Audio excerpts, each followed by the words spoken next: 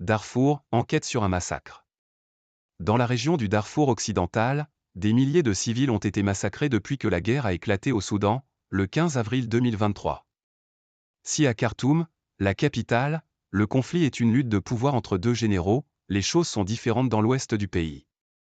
Les paramilitaires des forces de soutien rapide, FSR, et les milices arabes locales qui leur sont alliées s'en prennent systématiquement à la population Massali, une ethnie africaine originaire de la région. De nombreuses vidéos de ces atrocités ont émergé sur les réseaux sociaux, on y voit des cadavres dans les rues de la ville d'El Geneina, des civils torturés, des hommes arrêtés arbitrairement.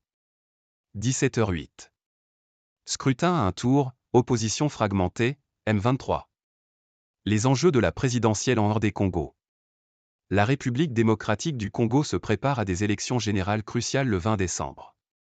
Près de 44 millions d'électeurs sont appelés à voter pour élire leur président. Scrutin à un tour, opposition fragmentée ou encore violence dans l'Est, les enjeux de ces élections sont nombreux. Vincent Hugeux, journaliste indépendant, essayiste et enseignant, décortique ce scrutin pour France 24. Dans le journal de l'Afrique, il est également question de COP28 cette semaine. Direction le Sénégal, où les projets de centrales solaires et éoliennes se sont multipliés ces dernières années. Le pays est classé parmi les bons élèves en Afrique dans le mix énergétique, avec 31% d'énergie renouvelable. Cependant, dès le début du premier trimestre de 2024, le pays exploitera ses premiers barils de pétrole et de gaz. Le gouvernement reste ferme, oui aux énergies renouvelables, mais hors de question de se passer de l'énergie fossile. 13h39. Charles Blé Goudet, président du Congrès panafricain pour la justice et l'égalité des peuples, COJEP, et ex-ministre sous Laurent Gbagbo, dit douter des raisons sécuritaires pour lesquelles les autorités ivoiriennes ont annulé le meeting de son parti qui était prévu à Abidjan.